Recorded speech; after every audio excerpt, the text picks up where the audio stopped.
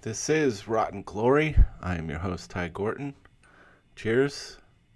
Trust me, if you've got some alcohol handy, you're probably gonna want it for this one. I'm a little bit pissed, honestly. Maybe not so much pissed as just kind of sad. Um,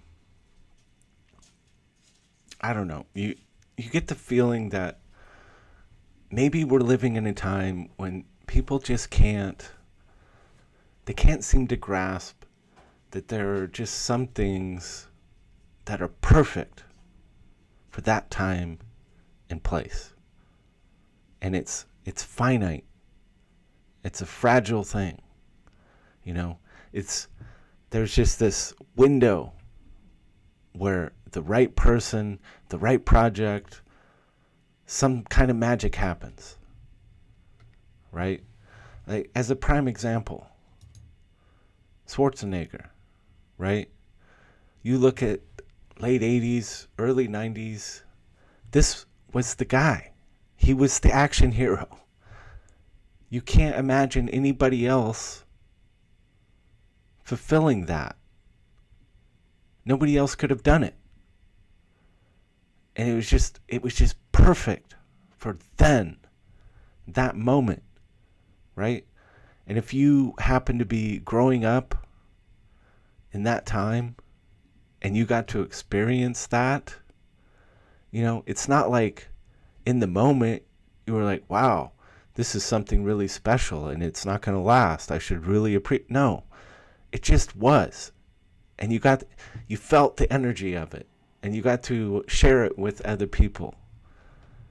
It was something incredible, Arnold in Predator, Schwarzenegger facing off against the Predator, It's perfection. Arnold in T2, electric, can't be duplicated. It just can't be done again. And they've tried. They keep trying. To this day, they just tried again to capture that magic. It can't be done because it was specific to a time and place, a certain vibe and attitude, and he filled that role in a way that nobody else could have,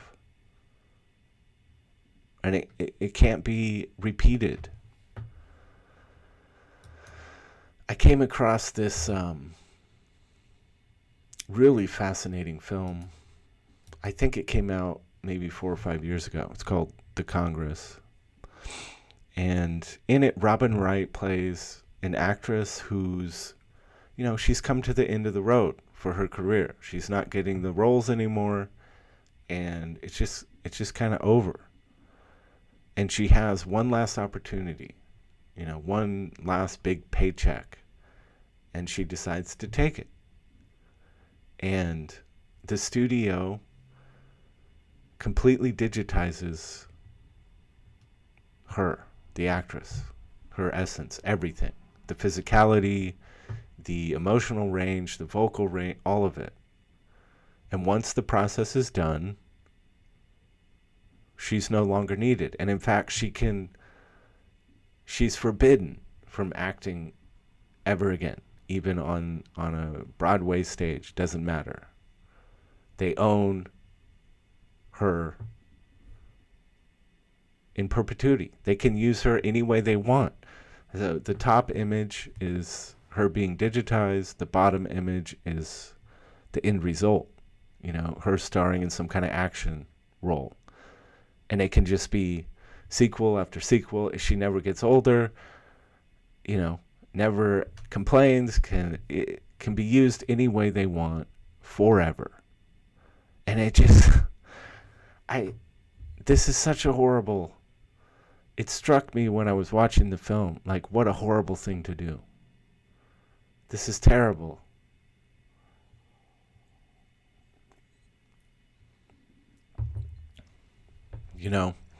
And you look at Hollywood in recent years. I mean, the last 10, 15, 20 years. And it's like dawn of the sequel, of the prequel, of the reboot, of the Planet of the Apes. And it's like, is this an exaggeration? Sort of. But this is where we're at. It's just a constant rehash, a remake, a reboot, a revisit of something. It's just constant. I can't even fathom how many of these have happened in the last 15 years. And this is across TV and film. So this is what Hollywood is doing. And I feel bad. I think it's sad. I look at the 2000s or the 2010s, right? What defines those decades? Can you point to something? When was the last time something came and just had that impact? That was a phenomenon right for that moment in time. The last thing I can think of is The Matrix. I think that's the last time where it was just like, whoa, this is something completely new. It had that energy to it. And of course, at the time, I think I saw it in the theater a couple times. And at the time, I wasn't thinking, wow, this would probably be the last time I'll experience something like this again. Because, you don't think that way. In the moment, you're just in awe of what you're experiencing and, loving it. And it's like, if you look at 50s, 60s, 70s, 80s, 90s, they all had there was a tone. There were the stars of that time. There was a sound to it. It can be distilled in a way. And it became part of the DNA of that decade. Part of the DNA of you, in a way. It never goes away. It stays with you the rest of your life. It's like you have this connection to something that only the people that grew up with it in that time, in that moment, got to experience. And it's something special about that. And so I feel bad for the younger generations that it doesn't feel like the 2010s, people, growing up in these decades, it doesn't feel like they're going to have that at all. And there's technology coming that is about to make this infinitely worse. I came across this really cool article on Vulture. In 2029, Julia Roberts, Humphrey Bogart, and Bette Davis will still be starring in new movies. Okay? And the article goes into Gemini Man, in which Will Smith faces off against a younger version of himself. And this is a completely digitized version of Will Smith's younger self. And he was still the performer behind the scenes, motion capture. He was still pulling the strings and adding life to this digitized entity. But it's just like, it's already, the technology's here. They're already starting to use it. We're seeing it more and more. Gemini Man is just kind of the first film that really shows off. Like, really creates an entire full film with a younger version of an established actor. And it doesn't matter if the film didn't do well. That probably, I haven't seen it. Probably has more to do with the script and direction. Whatever, the technology wasn't the problem, I'm sure. So let's see.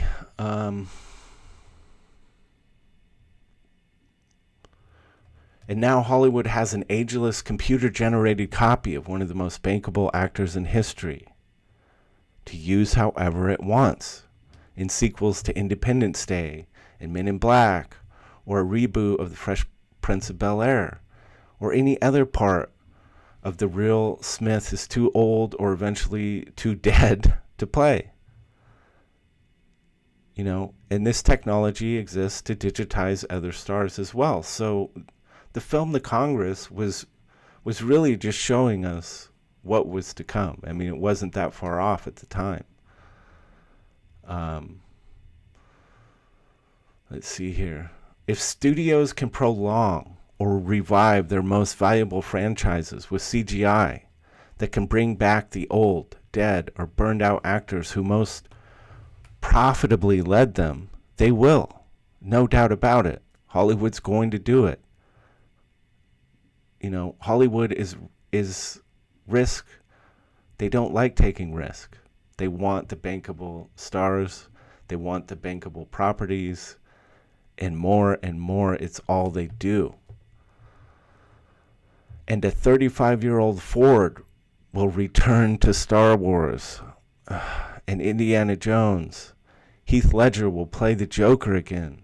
And the next Sex and the City movie will star virtual Kim Cattrall. It just... I mean, I think it's heartbreaking. Honestly. It's just going to be... So now not only are we dealing with a constant rehash of the same stories, revisiting, just repeat. Now it's the actors aren't even going to change. They're just going to keep using the same famous faces over and over again and injecting them into prequels and sequels, the TV shows that will never end. The characters will never have to age. They'll never die. They'll never get sick. You know, and they won't have to deal with the egos, right? The drama on set of a diva or people who don't get along with each other. It's insane. Even if Hollywood were to reprioritize original movies, the pullback over the past decade has created a shortage of new stars capable of leading them. Hollywood's, what they've been doing is creating this problem. Or maybe knowing that they were going to leverage this, maybe doing it on purpose. Knowing that, look, we don't need to invest all that time and money and energy into building up the next wave of superstars. Because that takes effort. Right? There's a lot that goes into that. If you can just recycle, reuse the people who have already achieved it, who have that superstardom, who have that charisma, that signature thing that people connect with. If you have the opportunity to just use that over and over, they're going to do it. This is the future. It's horrible. It's a horrible idea. There's more in this article. I think the point has been made. You understand what it is I'm saying. You know, if we're already experience this just constant rehash, this tedious redo of property after property after property. Imagine if Hollywood has the ability to digitize these stars, to be able to go back and remake the original Star Wars trilogy with the actual actors that played the roles to begin with. This is what they're going to do. You know, imagine somebody saying, "Hey, Clint, We want to do a remake of Dirty Harry, but, we want him to be politically correct this time. Right? We want him to be a peace-loving hippie this time. He's going to change his dirty ways. And Clint's like, fuck no, you're not doing that. And they're like, your digital clone will be happy to do our bidding. And he's always going to be young, and he's always going to do exactly what we tell him to do. It's never going to end. It's a nightmare. This is such a horrible turn of events, But I also, okay, in closing here,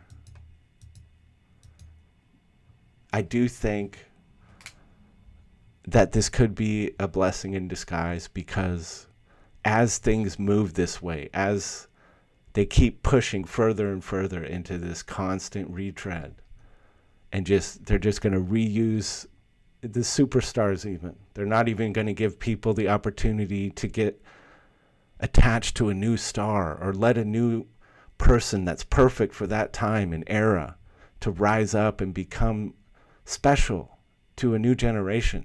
They're not even going to let that happen anymore. I think it becomes clear that independent, crowd-funded film innovation, that's where it's going to happen. It's going to force filmmakers to say, look, I don't want to make your digitize. I don't want to do these films with your digitized superstars. I don't want to do it. The people with real passion and vision, they're going to say no, and they're going to look to the fans, to the people who love the medium. They're going to say, help me escape this nightmare. Help me make the movies I want to make, and that you want to see, something new, something different, something innovative. And I'm going to use real actors, and it's going to be something that captures, could potentially capture that magic, that perfect time and place and person and project that becomes, you can't duplicate it.